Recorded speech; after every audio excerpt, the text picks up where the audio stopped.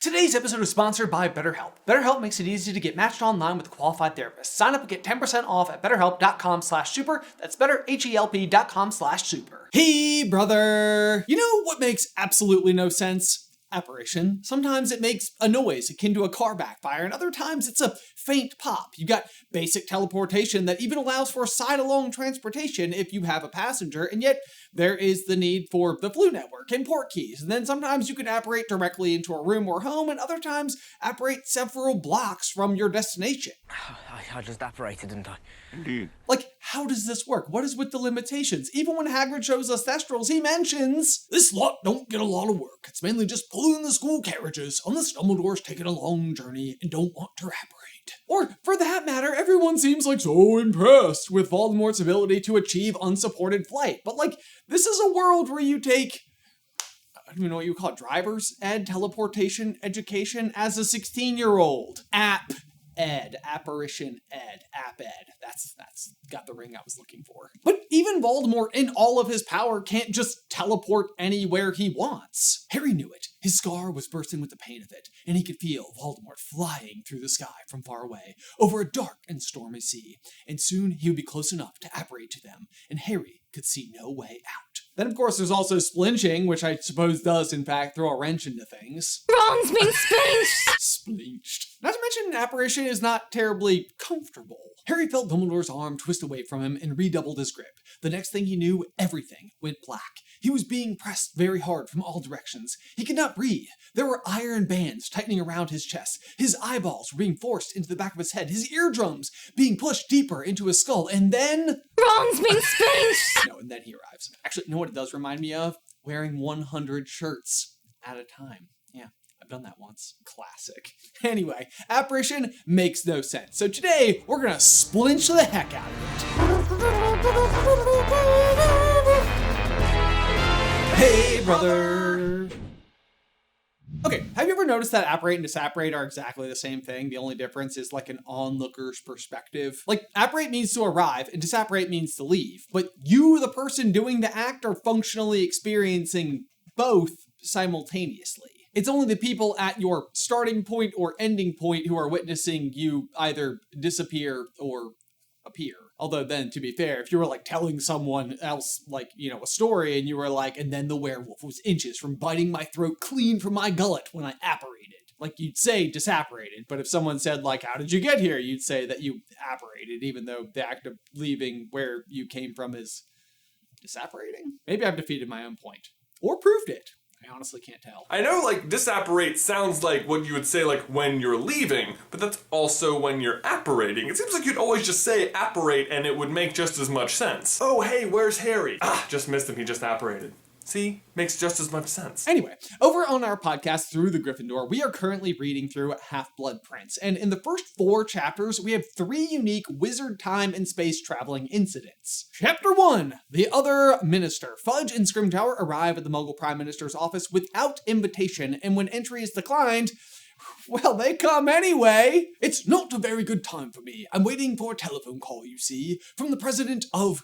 That can be rearranged, said the portrait at once. Then, in Chapter 2, Narcissa and Bellatrix are visiting Snape at Spinner's End and apparate, like, blocks from his house. First, they apparate onto the sea, right? With a very faint pop, a slim hooded figure appeared out of thin air on the edge of the river.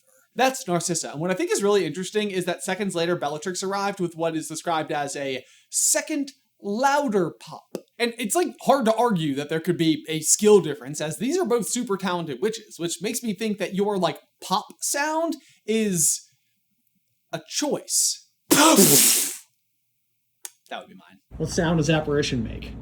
Like a... Can you make the sound you think apparition makes? Isabel, what sound do you think apparition makes? Kat, what sound do you think apparition makes? I feel like there's a trend here. You know what it's actually like? It's like how on our cars, some of us have mufflers that actually muffle, and then some of us have mufflers that are like...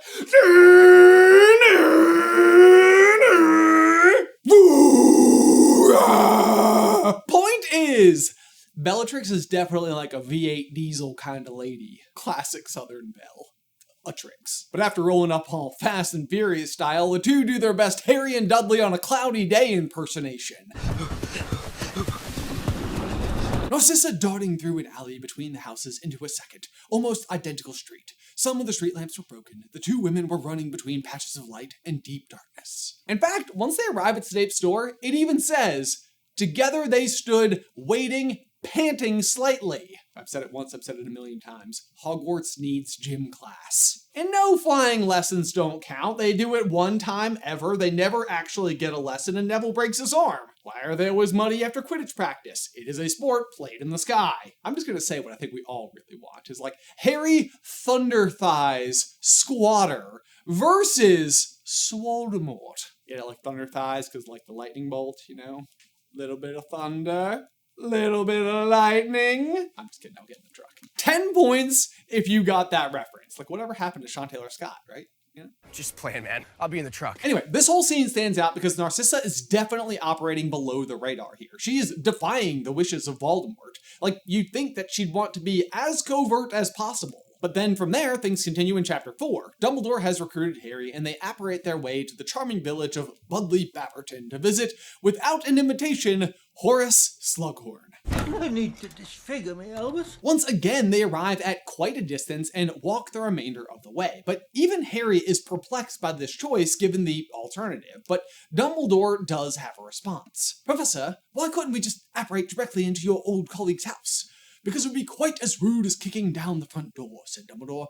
"Courtesy dictates that we offer fellow wizards the opportunity of denying us entry." Now, we know that Dumbledore adheres to niceties to the nth degree. Case in point, his constant correcting of Harry from Snape to Professor Snape, Harry, Professor. However, it does also seem amiss that they are visiting someone who does not want visitors, and they're doing so at midnight. Merlin's beard! No need to disfigure me, Albus. Either way, it also feels like Dumbledore fails to account for the fact that not in their living room doesn't have to mean blocks away either.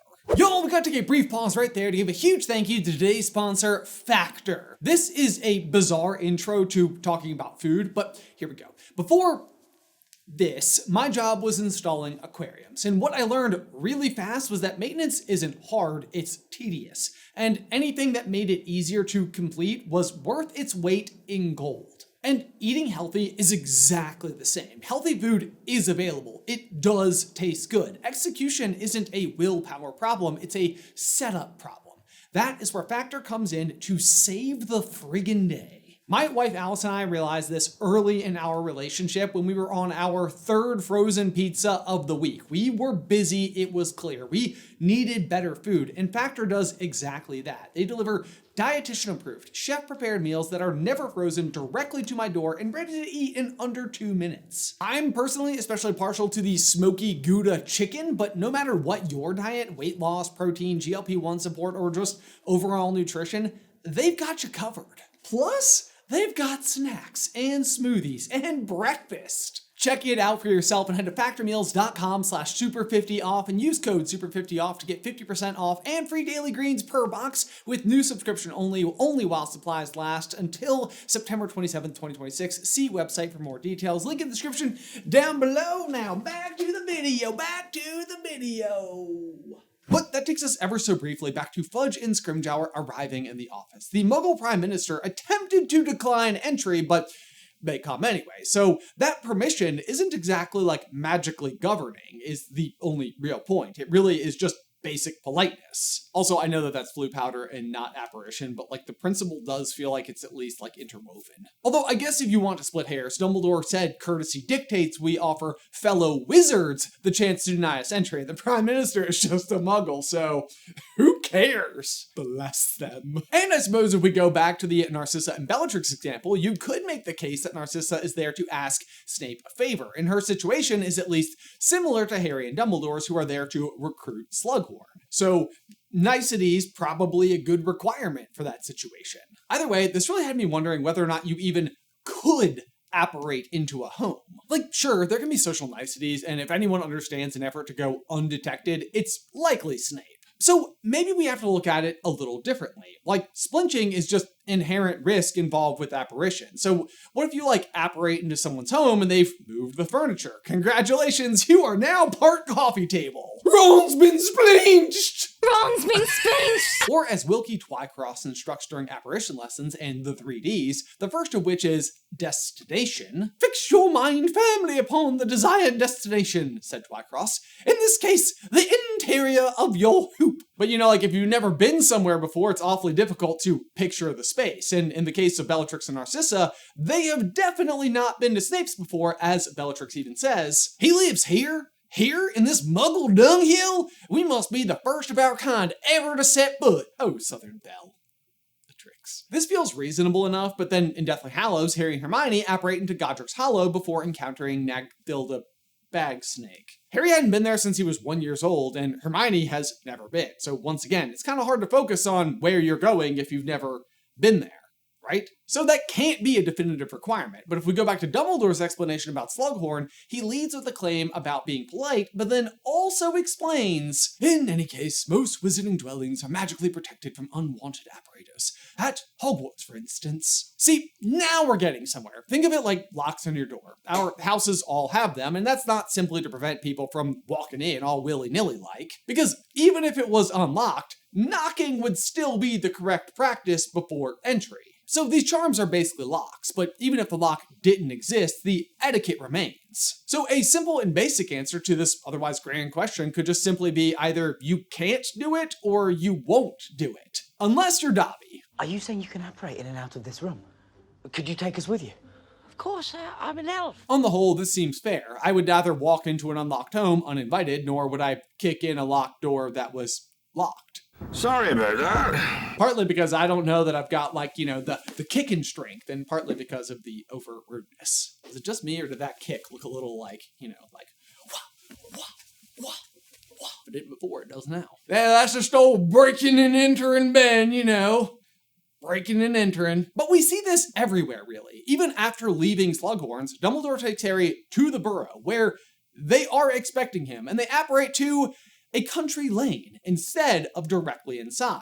And when the Order and company arrive at number 4 before the Battle of the Seven Potters, they don't apparate directly into the house. Even when Arthur comes home from work, he does so outside the Burrow rather than inside, suggesting that the inside of the house may have some kind of anti-apparition magic, at least if you're coming from outside of the house. But then Percy does apparate downstairs, and Fred and George do apparate around inside of Grimmauld Place. So that way, it seems like it's possible to have a bubble that protects outside apparition coming in or inside going out, but still allows for apparition from within to within.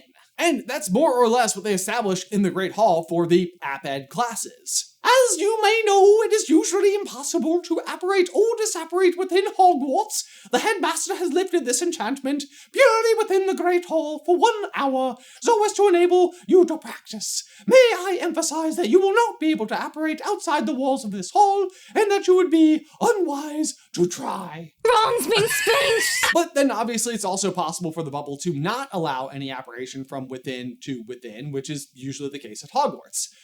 Unless you're a house elf. Of course, I'm an elf. But then there's the Battle of Hogwarts and the Hog's Head, where we finally see, or at least hear, that it is in fact possible, and also a problem. The Hog's Head problem. There might be a couple more people on the way.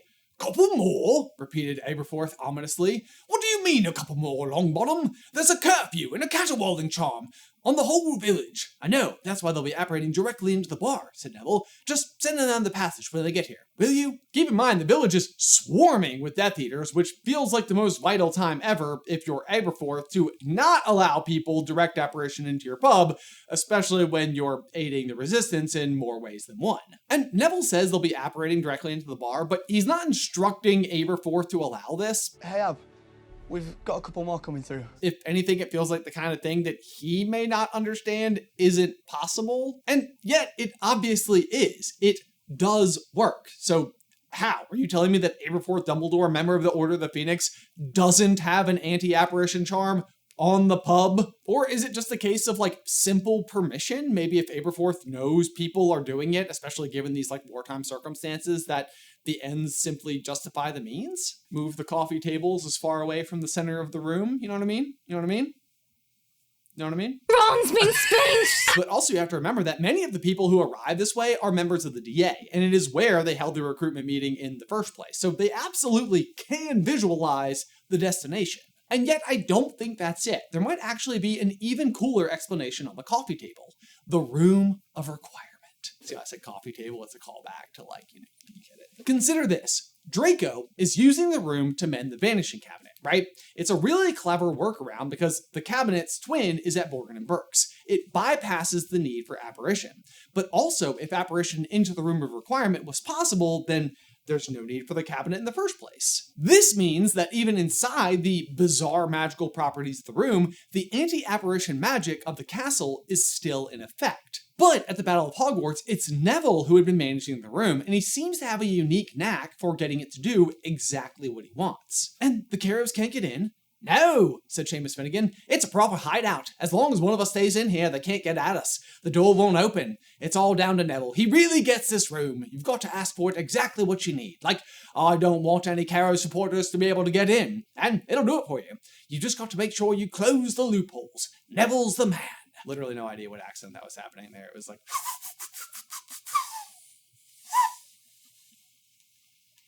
Neville shrugs this compliment off modestly, but he really is pushing the boundaries of what the room can do. Case in point, extending what I can only imagine is a metaphysical tunnel to the Hogshead. Like, if we ever considered how that works, like, sure, there are secret passages out of the castle to Honeydukes and under the Whomping Willow, but those seem to go subterranean. But remember for a moment, the room of requirement is on the 7th floor. If you're Voldemort and looking at the castle and there's this like giant worm tunnel coming out of like the side of it, it's like, start there. This is a bizarre situation to say the least, but here's the thought. The Hogshead is benefiting from both being outside of the castle in Hogsmeade, where you can apparate in and out of, or at the very least, because of the caterwauling charm and everything else that's going on, you can apparate there, but you can't apparate out. That is a thing. But also the Hogshead is existing as an extension of not only the castle's magic, but also the Room of Requirements. So, if Neville dictates that only supporters of Harry Potter can enter the Hogshead, it opens a unique singularity. You can access the school via apparition, but only because it's not inside of the school's boundaries. And in that way, it's almost as though the castle itself wanted them to fight back.